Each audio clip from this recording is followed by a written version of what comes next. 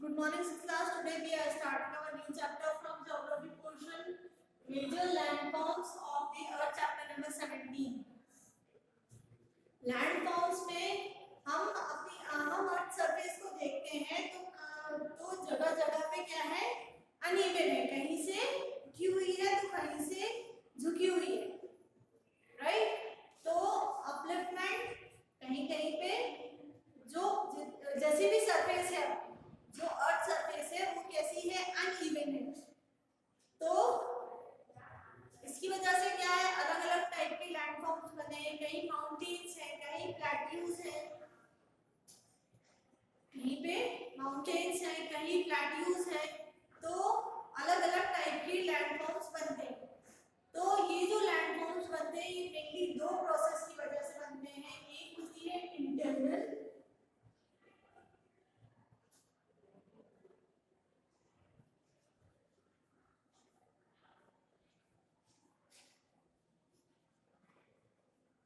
और दूसरी होती है एक्सटर्नल प्रोसेस।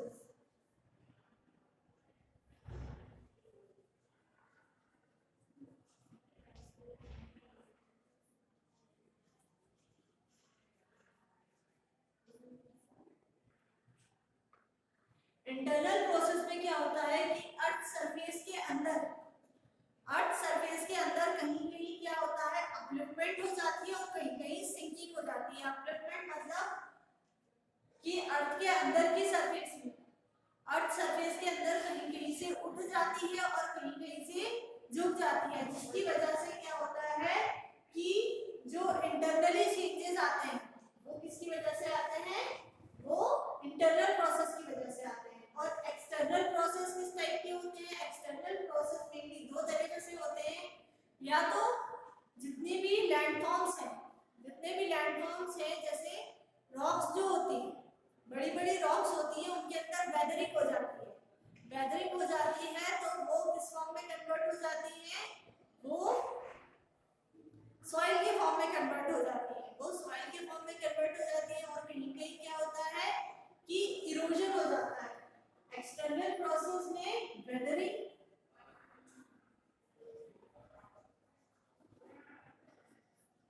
और इरोजन, ये दो प्रोसेस होती है जिनकी वजह से एक्सटर्नल प्रोसेस होती है, जिनकी वजह से एक्सटर्नली लैंडफॉर्म्स का फॉर्मेशन होता है। Now first thing is rocks. सबसे पहले हम कौन से लैंडफॉर्म्स पढ़ेंगे, रॉक्स के बारे में।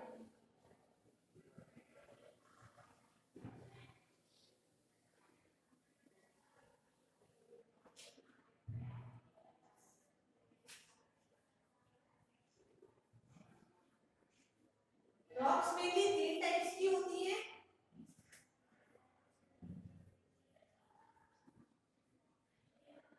Igneous, sedimentary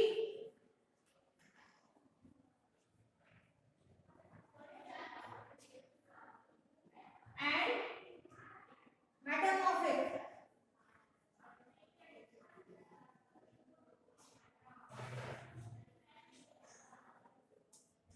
igneous, sedimentary and metamorphic. Igneous rocks वो रॉक्स होती हैं जो किसकी वजह से बनती हैं, जब वॉल्केनोज में जो वॉल्केनोज इरप्शन से, वॉल्केनोज के अंदर जो क्या होता है, लावा होता है, मैग्मा होता है, जब वो कूल डाउन होता है तो उनसे, उस मैग्मा के कूल डाउन होने से जिन रॉक्स का फॉर्मेशन होता है वो कहलाती है इग्नियस रॉक्स, और 95% जो लैंडफॉर्म है, 95% जो लैंडफॉर्म है वो इन्हीं रॉक्स से बना हुआ है। उसके बाद आती है सेडिमेंट्री रॉक्स। सेडिमेंट्री रॉक्स वो रॉक्स हैं जो छोटे छोटे सेडिमेंट से या पार्टिकल्स से मिलकर बनती हैं।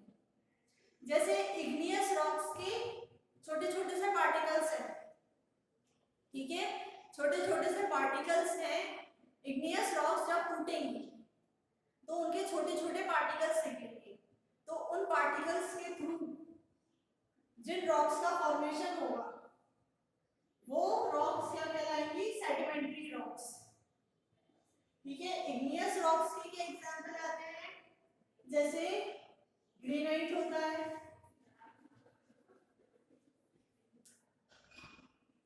ग्रेनाइट, इसके अलावा बेसल्ट,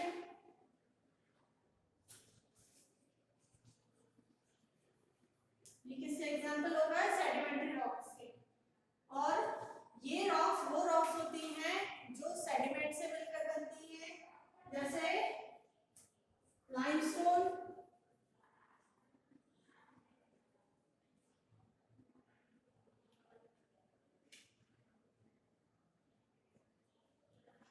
एंड सैंडस्टोन।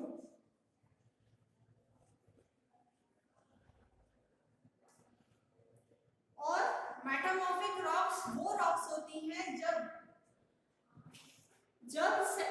इग्निशियस या सेडिमेंट्री रॉक्स में चेंजेस आते हैं।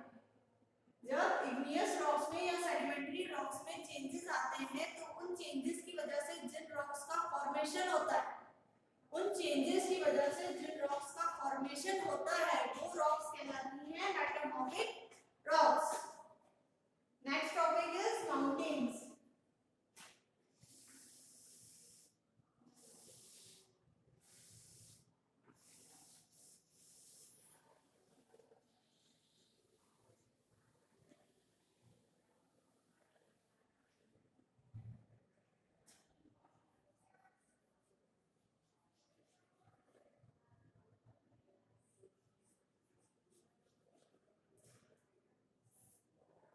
Next topic is mountain. तो जनरली जब किसी भी अर्थ सरफेस के आसपास का एरिया, जब किसी भी सरफेस पर जो आसपास का एरिया होता है उसका, वो क्या हो जाता है? उठ जाता है तो अपलिफ्ट हो जाता है या उठ जाता है, तो जिस लैंडफॉर्म का फॉर्मेशन होता है वो कहलाते हैं माउंटेन। जब किसी भी लैंड पर आसपास का जो एरिया होता है वो कैसा हो जाता है? उठ जाता है, तो जिस लैंडफॉर्म का फॉर्मेशन होता है वो लैंडफॉर्म कहलाते हैं माउंटेन्स। वो लैंडफॉर्म कहलाते हैं माउंटेन्स। और माउंटेन्स का फॉर्मेशन मेनली कब होता है? जब अर्थ सरफेस की जो प्लेट्स होती हैं, जब वो आपस में कोलाइड करती हैं, अर्थ सरफेस की जो प्लेट्स होती हैं जब वो आपस में कोलाइड करती हैं तो किस लैंडफॉर्म का फॉर्मेशन होता है? तो माउंटेन्स का फॉर्मेशन होता है।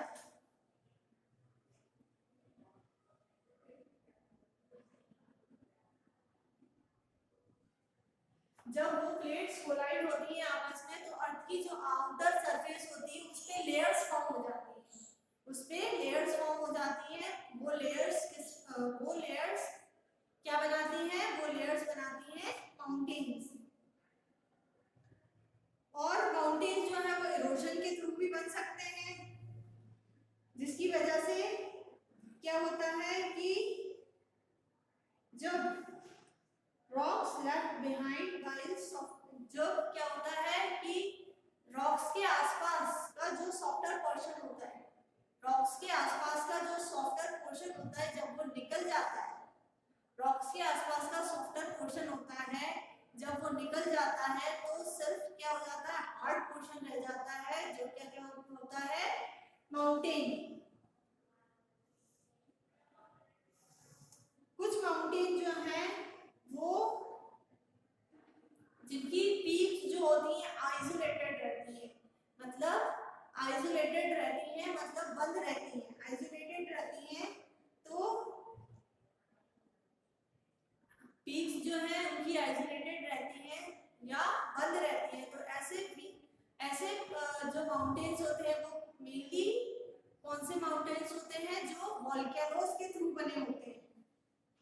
All undersea mountains in Pacific Pacific ocean में जितने भी अंडर सी माउंटेन है वो यही माउंटेन्स हैं। अब माउंटेन जो है वो मेनली 4 कैटेगरीज में डिवाइड होते हैं। First is fold mountain. Fold mountain में क्या होता है कि जब जो प्लेट्स में जब मूवमेंट होता है, जब अर्थ सरफेस के अंदर जो प्लेट्स में मूवमेंट होता है तो उससे क्या होता है कि जो माउंटेन्स होते हैं वो कैसे हो जाते हैं, या तो श्रिंक हो जाते हैं,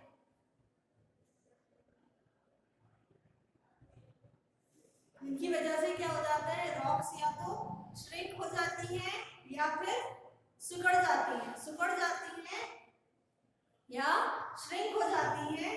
तो जब अर्थ सरफेस के अंदर प्लेट्स में मूवमेंट होता है तो जो रॉक्स रहती हैं वो कैसी हो जाती है, सिकुड़ जाती हैं।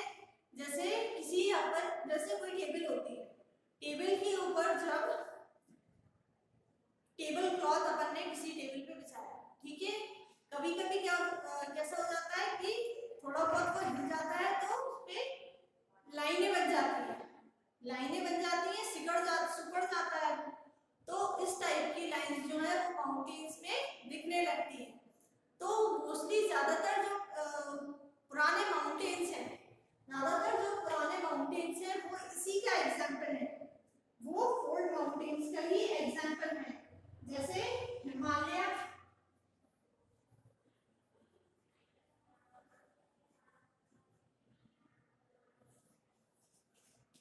Else mountain, ends mountain,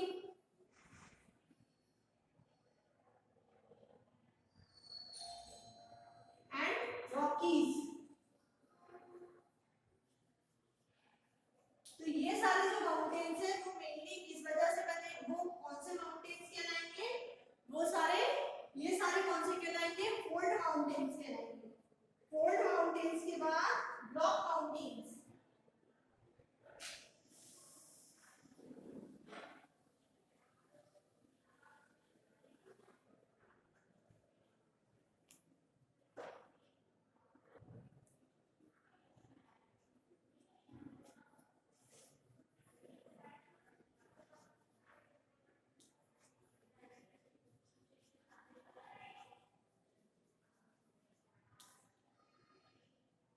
Block mountains, they came into being as a result of the vertical earth movement। जब अर्थ सरफेस के अंदर जो प्लेट्स का मूवमेंट होता है,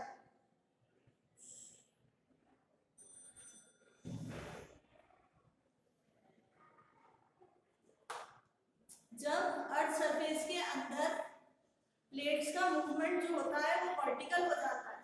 जब प्लेट्स का जो मूवमेंट होता है वो कैसा हो जाता है, वर्टिकल हो जाता है। तो क्या होता है कि जो अर्थ सरफेस के अंदर प्लेट्स हैं उन पे प्रेशर बनता है, प्रेशर जनरेट होता है, उनके ऊपर प्रेशर जनरेट होता है। When such vertical earth movement leave a block of high elevated standing between two areas of low elevations, the highland area forms a block mountain। तो इस मूवमेंट की वजह से, इस मूवमेंट में जब किसी हाई एलिवेटेड एरिया में जहां पर जिसके आसपास दो लो एलिवेटेड एरिया फॉर्म हो जाए, किसी हाई एलिवेटेड एरिया में जहां पर जिसके आसपास लो एलिवेटेड एरिया फॉर्म हो जाए तो जो माउंटेन वहां पर बनता है,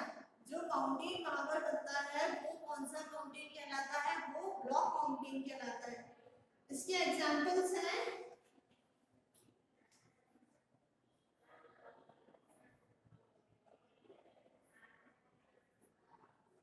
Vosges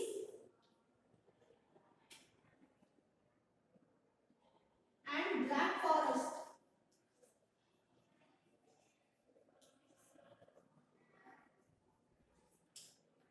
ब्लॉक माउंटेन के बाद नेक्स्ट आता है आपका वॉल्केनिक माउंटेन।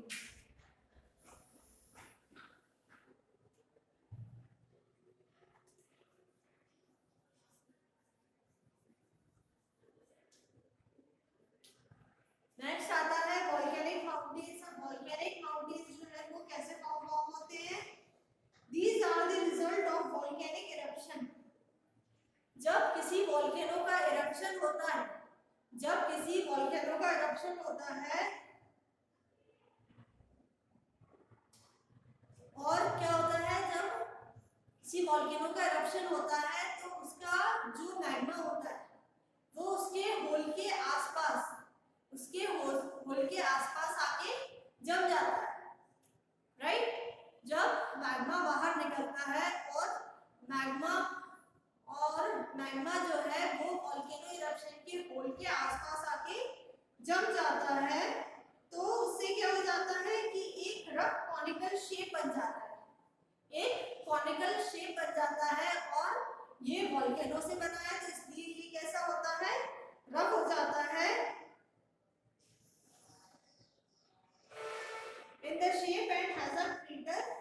और उसका जो ऊपर का पोर्शन है जहां से क्या होता है, जहां से जो मैग्मा होता है वो निकलता है वो क्या कहलाता है, क्रैटर। तो ऊपर क्रैटर बन जाता है। तो ये जो माउंटेन बनते हैं वो कौन से माउंटेन कहलाते हैं, वो कहलाते हैं वॉल्केनिक माउंटेन्स। इसके एग्जांपल हैं चिम्बारोसा,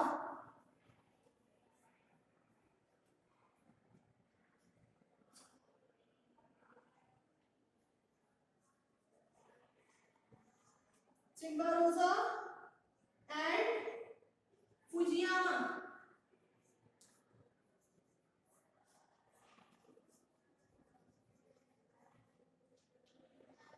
ये क्या है, एग्जांपल्स हैं वॉल्केनिक माउंटेन्स के। इसके बाद लास्ट माउंटेन कौन से फॉर्म होते हैं, residual mountain. These are other mountains which are deeply dissected and reduced by weathering and river actions। वो माउंटेन्स जो रिड्यूस हो जाते हैं, वो लैंडफॉर्म्स, ये जब क्या होता है कि जो रॉक्स होती हैं वो वेदरिंग से या तो फिर रिवर्स के एक्शन की वजह से आसपास से रिड्यूस हो जाती है, उससे जो माउंटेन्स बनते हैं वो क्या कहलाते हैं, वो कहलाते हैं रेसिडुअल माउंटेन्स। इसका एग्जांपल है कैटस्किल mountain.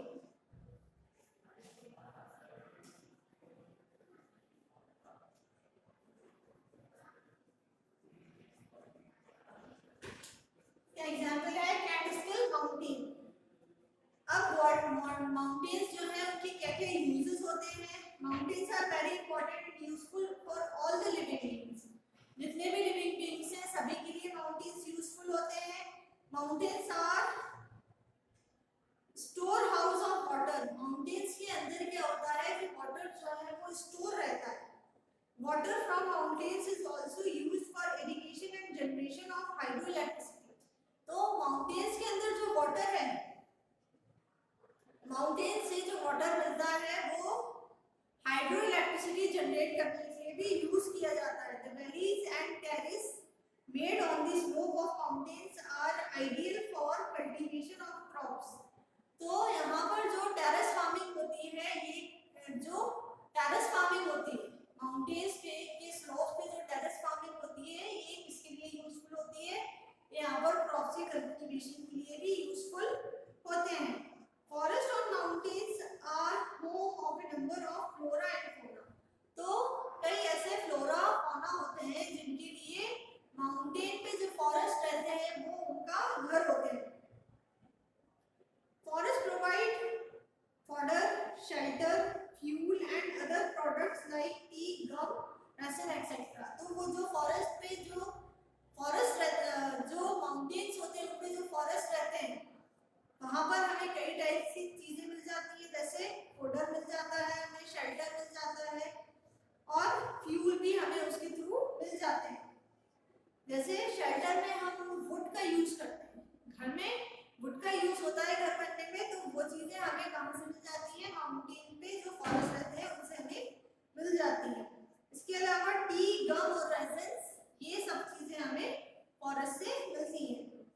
Many mountains such as Nainital, Manali, Shimla, ये ऐसी जगहें हैं जो लोग, जहां पर टूरिस्ट जाते हैं, ये सब क्या है, हिल स्टेशन है। Some peoples visit the mountain for their scenic beauty. इनकी ब्यूटी की वजह से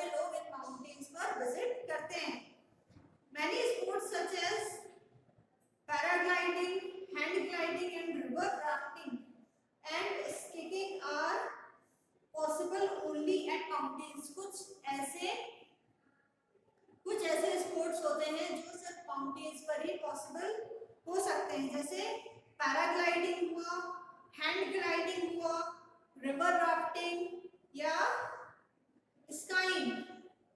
तो ये सारे जो स्पोर्ट्स होते हैं ये सिर्फ कहाँ पॉसिबल हो सकते हैं, ये सिर्फ माउंटेन्स पर ही पॉसिबल हो सकते हैं। We will continue this chapter